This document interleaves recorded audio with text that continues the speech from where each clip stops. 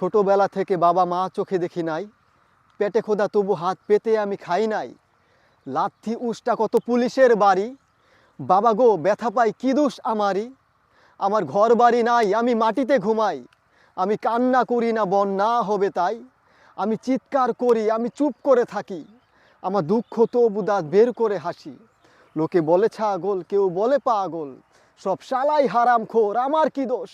আমি করি না ভয়, কেন এত পরাজয়? শুধু আমার কপালে কষ্ট লেখা হয়।